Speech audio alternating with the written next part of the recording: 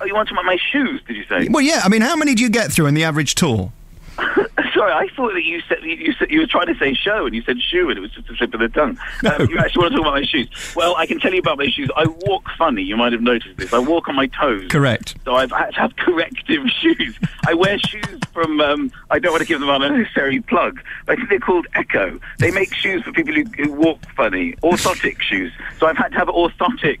I basically was the most embarrassing thing. I had to go and see this man who showed me video footage of my bottom walking. It was like rotating from side to side like some kind of farm animal. And I don't walk properly. So I basically only have one pair of shoes which contain these bright blue orthotics. I have two words for you. I have two pairs of shoes. 2 words for you. Mr. Humphreys. Do you know what I'm saying? Mr. Humphreys. Well, you kind of got that thing, you know, like you can't get a bus ticket between your cheeks, you know, the way you walk. It's strange. I do walk, so I don't know who Mr. Humphreys is. Is he one of your new listeners? You don't know who Mr. Humphreys is? No, I don't. No. Are you being served? Have you never seen this programme? No, I'm sorry. Who's that? Are you being served? Yes. I'm going to have before my time.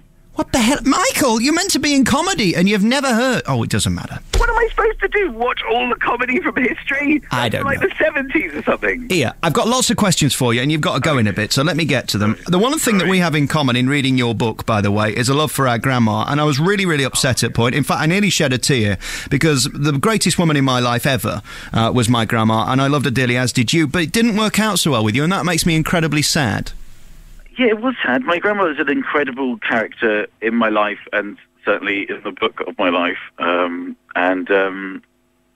was a Hungarian woman, very eccentric, extremely funny, said whatever she feels, extremely extrovert character, and also very wealthy. She married a very rich man who left all his money to her, and she had it all hidden around her house as well. She didn't trust banks, so her house was basically contained piles of cash, which is kind of weird, which she sort of just hide in very odd places, jam jars, and I actually found a £50 once in the remote control battery compartment. Strangely, we did fall out. She was quite a possessive woman, and she didn't take to my girlfriend, who's my now wife and mother of my children, and we fell out and weren't talking when she died, which is a shame. But I suppose in a strange way, I could write very honestly about her, with love and honesty, because she's no longer with us, which is not always the case when you're writing a book. In other cases, I had to be a little bit more careful and change some of the names. For example, my mum in the book is called Dave. So she can't see through that. Listen, I'm told your people are telling me to clear off now, but we haven't even started. Can we do this again properly? Because I'm really fascinated by it. I've not asked you one proper question.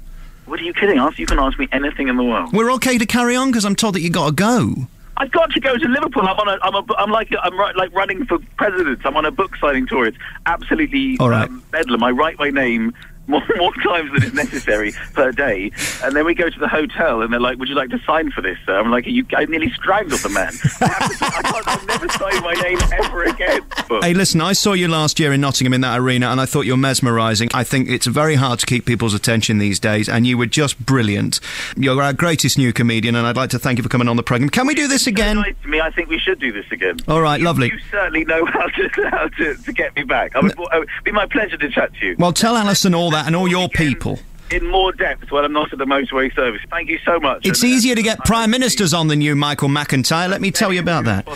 Thank you so much for your time. It's no wonder your listenership is going through... Rising, yes. By the way, before we go, I noticed Jane McDonald was in your audience last week. Was it nice to meet Jane in the bar afterwards? Oh, she was absolutely lovely. We had a lot of Emmerdale in. They were great fun.